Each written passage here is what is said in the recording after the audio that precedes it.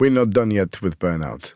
In this episode, we're going to expand on it and tell us our best ideas on how to prevent it and how to get to the point where you can avoid it. My name is Mike. It's Yuen. Welcome to the Imperfect Clinician.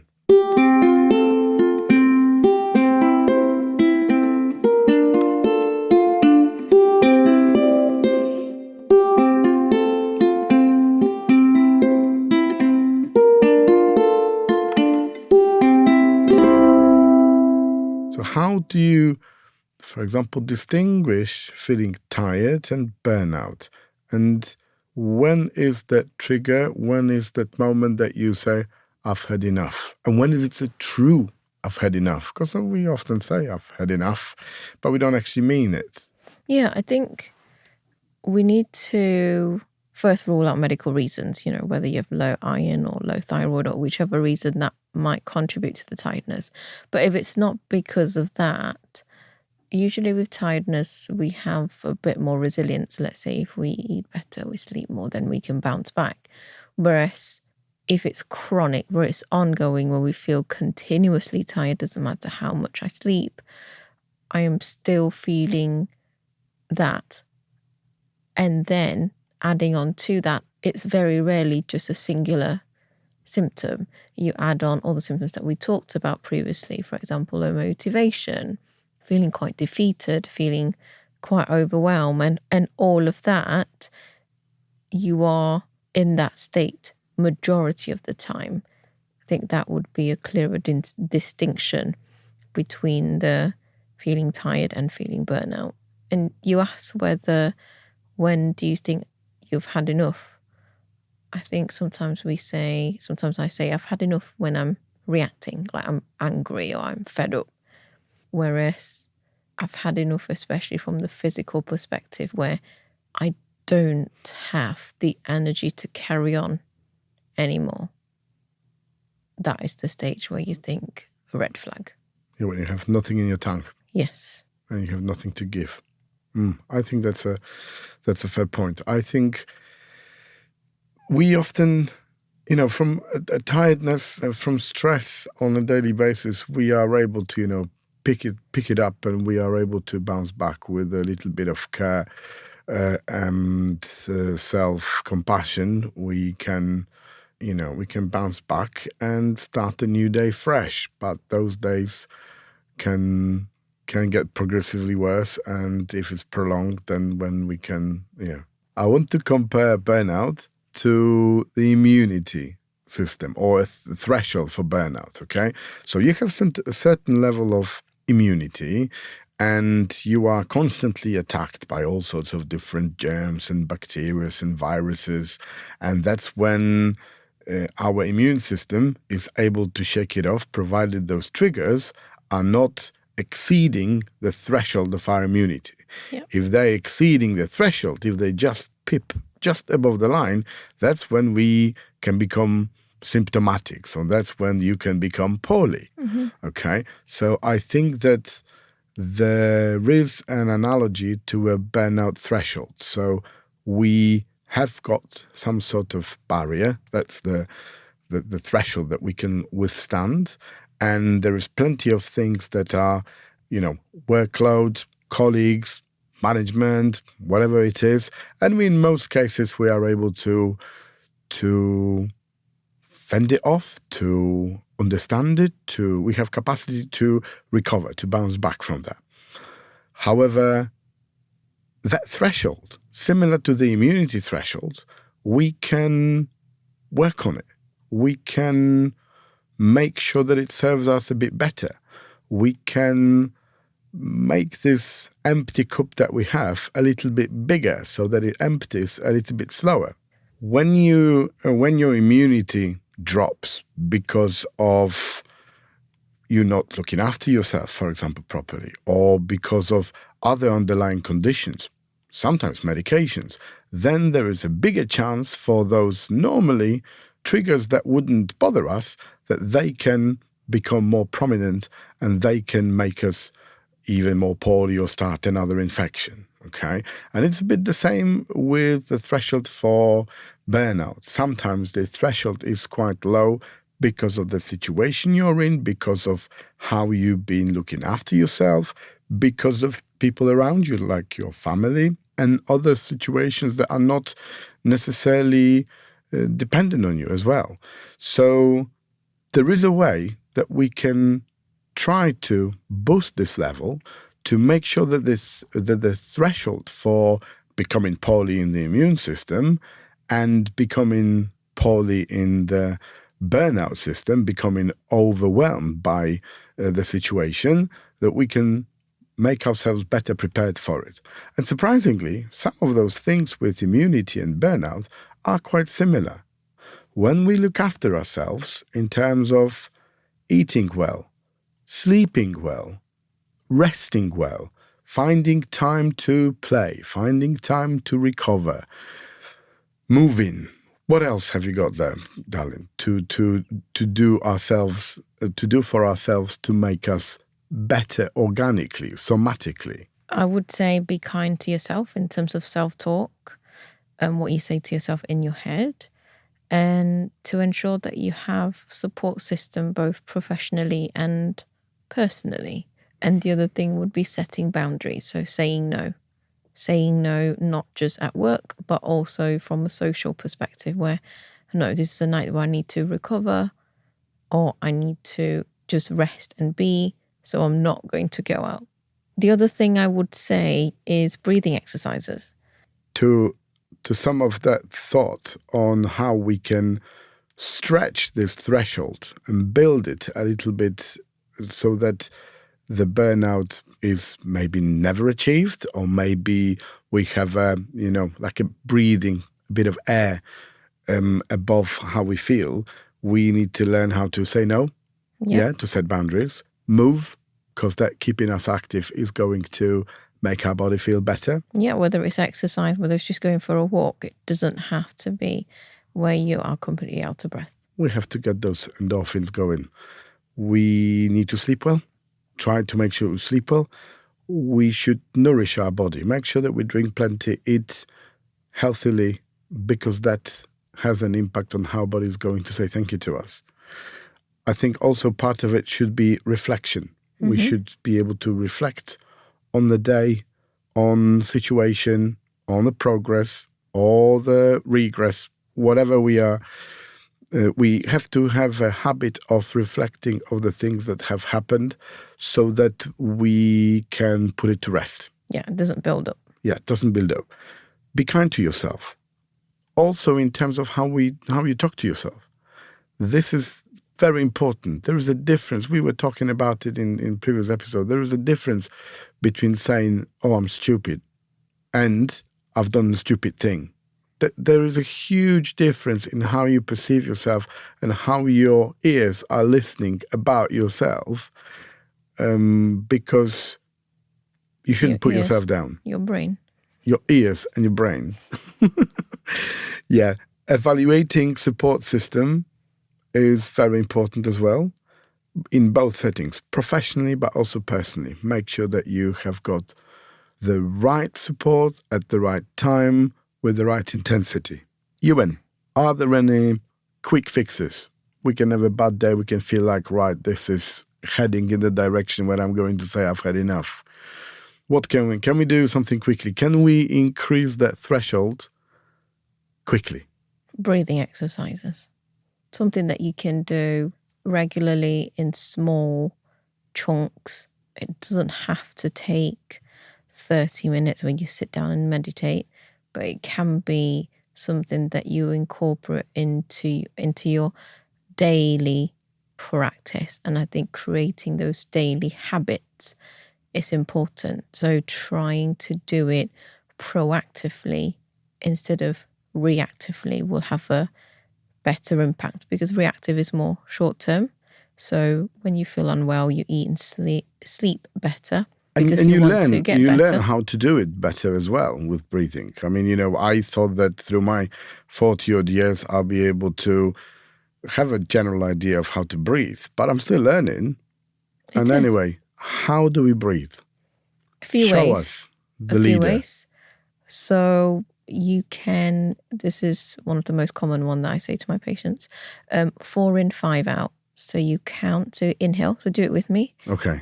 So inhale, and I'll count you in. 1, 2, 3, 4. And then breathe out in 5. 1, 2, 3, 4, 5. Oh my goodness, I haven't got that much breath. Can I do 3 and 4? Yeah, you can do 3 and 4, but essentially you are trying to make your exhalation longer than your inhale. So you are activating your parasympathetic nervous system. So your body is calming down. Okay, should we do it again? Yep. So maybe you, the listener, can do it with me. Okay, let's learn together. Come on. Okay. Do you want to do 4 and 5? Yeah, Or- you count 4, 5. Yeah, let's Okay. risk it. Okay.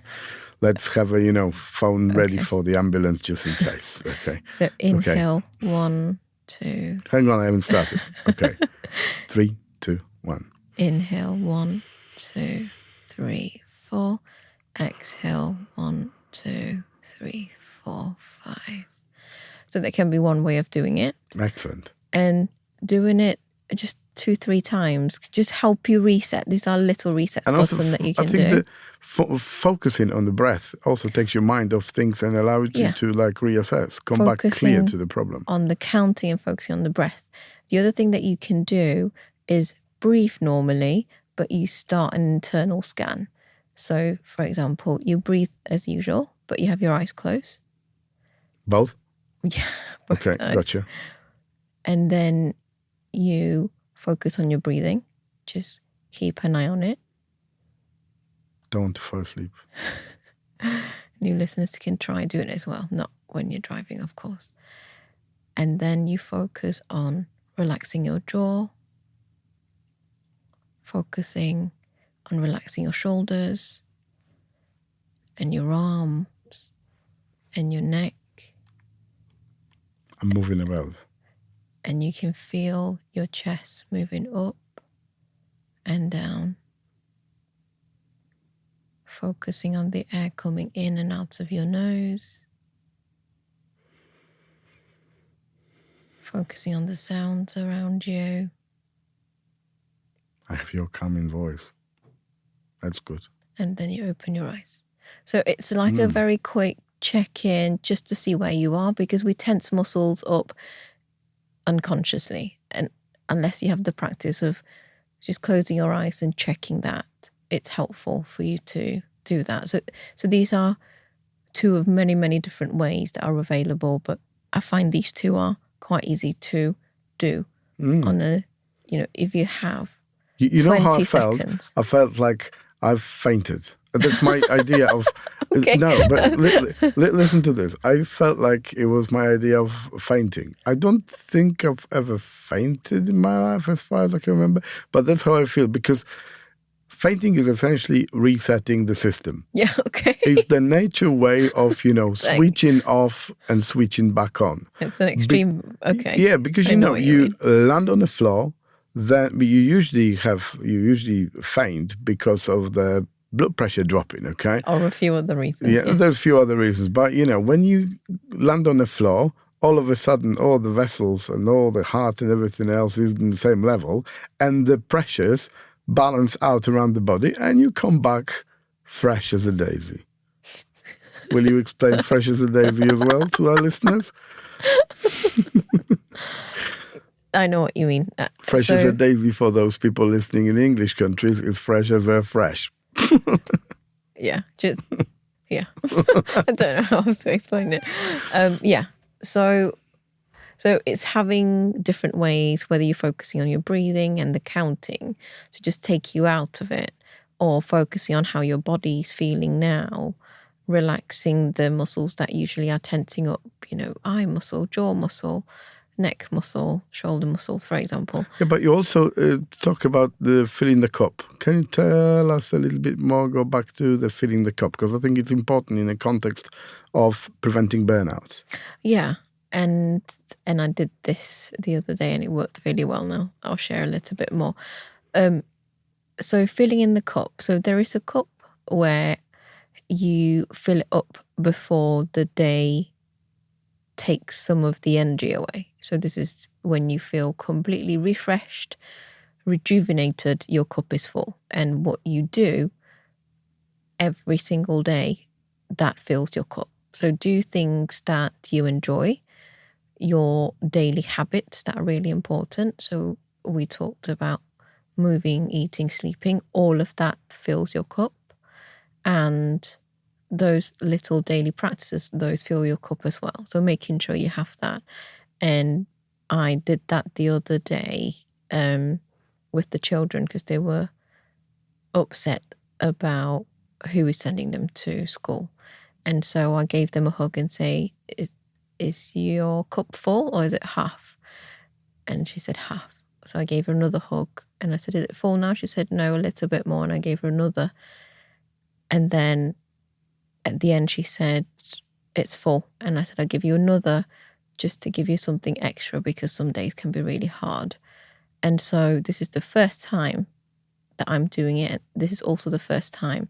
She then walked out of the door without any cries. Usually that conversation leads to a cry in terms of who's sending me to school. I want you to visualize that and be able to fill your own cup with the things that you surround yourself with and with the things that you are doing, choose to do, and how you speak to yourself. Because the day can be hard, or maybe is already hard, and it doesn't help when you are draining your own cup by not practicing self-compassion or kind words to yourself. Wise words. Wise words. Now, I'm going to flip it on its head again. I'm going to ask, can burnout be good? Because we were talking about in the concept that it's very destructive and it's a symptom and it's a effect rather than symptom of things that are going wrong. So my thinking, well, I don't know, what are your thoughts on it? Because I have thoughts on it. I am torn. I'm torn because I feel in some ways I would like to avoid getting to that stage. So I will do everything that I can. But maybe for some people, that is the only way to elicit change. Yes, sometimes it's this radical moment in life that can lead to change, to revamp the situation completely. So you could potentially play the burnout card to your advantage. Maybe it's the sign from the nature that, sometimes it could be just one time in a lifetime. There is this need that you want to scream and shout and you want to rebel from what's going on around you. It's usually very difficult to propose a change when you are not at your best self. And it feels like a change that you are forced to do. But it can be a good change. We could, in some circumstances, I think there is capacity for embracing burnout.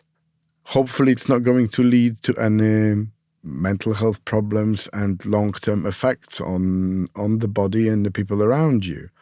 But if it's recognized quite early, it might be the sign, at least for some of you. Maybe for me, I don't know. I've not reached that point yet, I think. But I think it could be also an idea for a change. And you've not reached the point yet because you're trying very hard to do the things that you enjoy. And without them, I have a feeling that, like you said, the threshold would be lower. Like for me.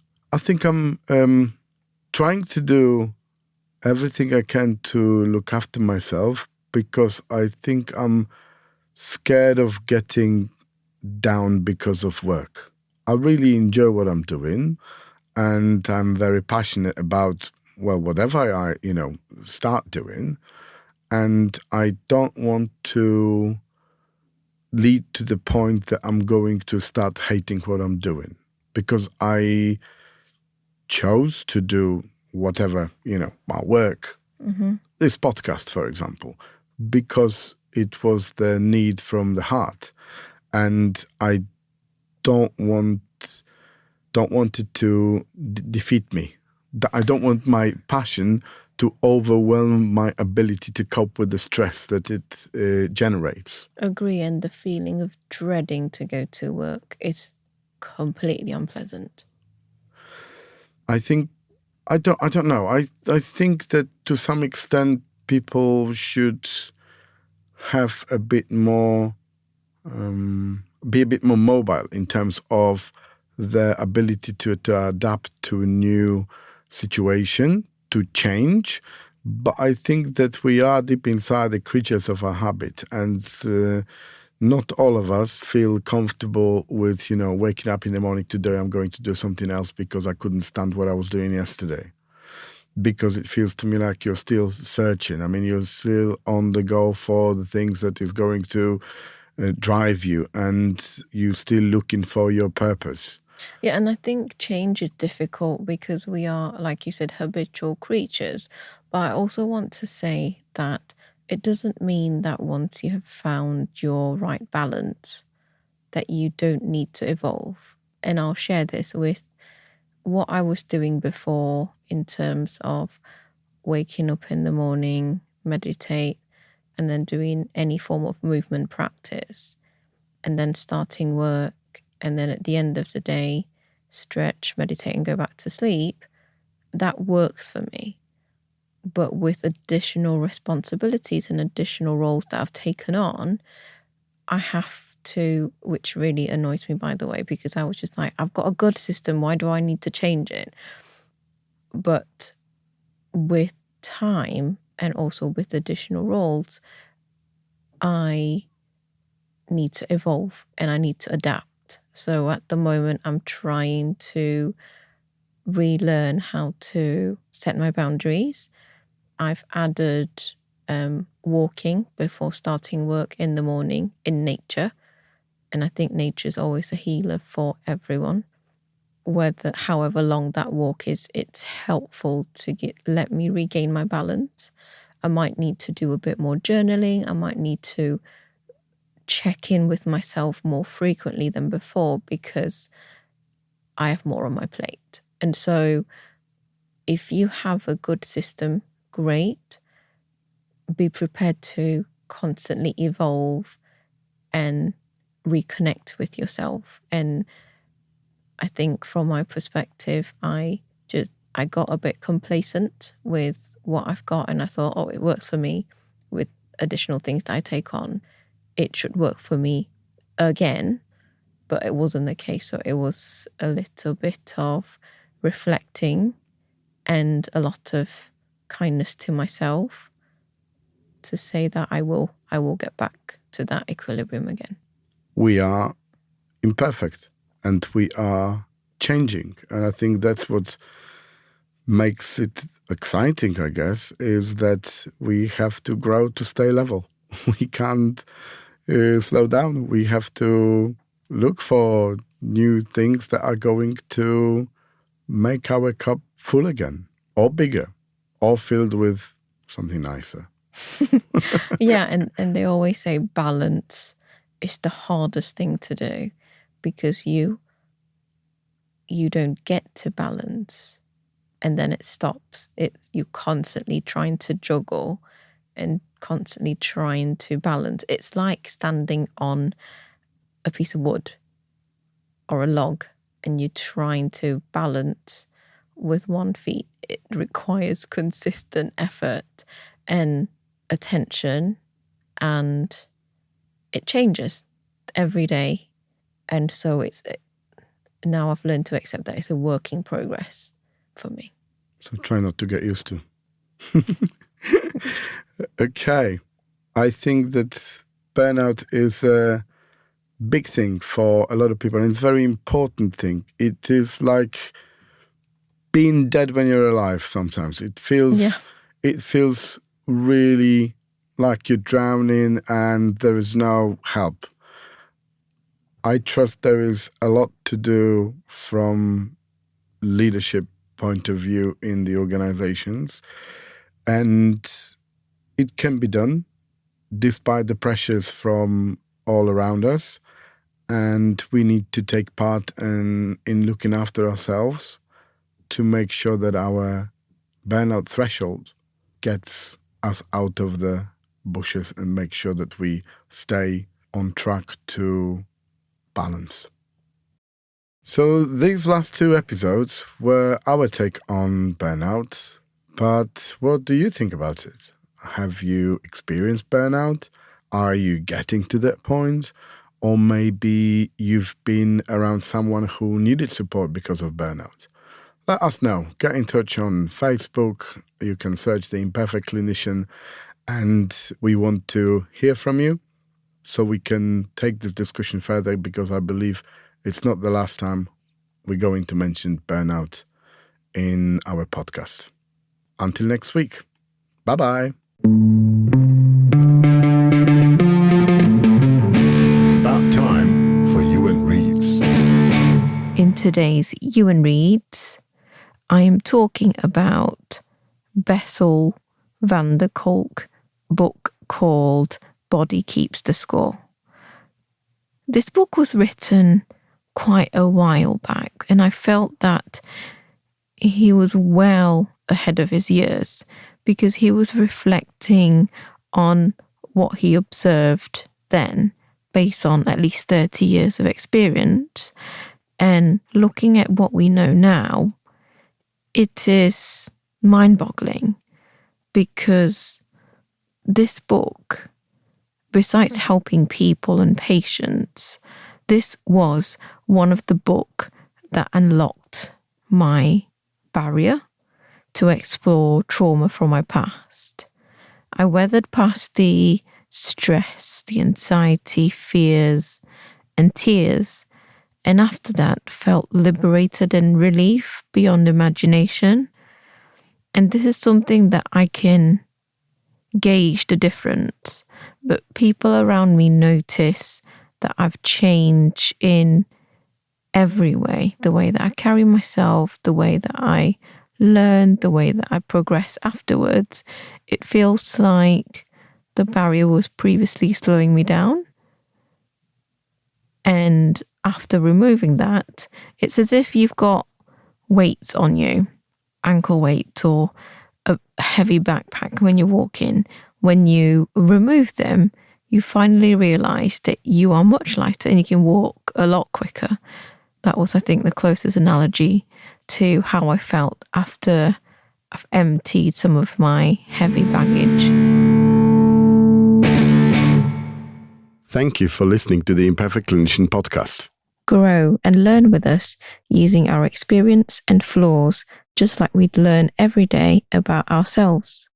The best way to support us is to hit that follow or subscribe button. Thanks for your participation in our socials. We take to heart the ratings, reviews, and comments. The best way we can repay you is by making this podcast better and by reaching and inspiring more people like you, like us. Until next time.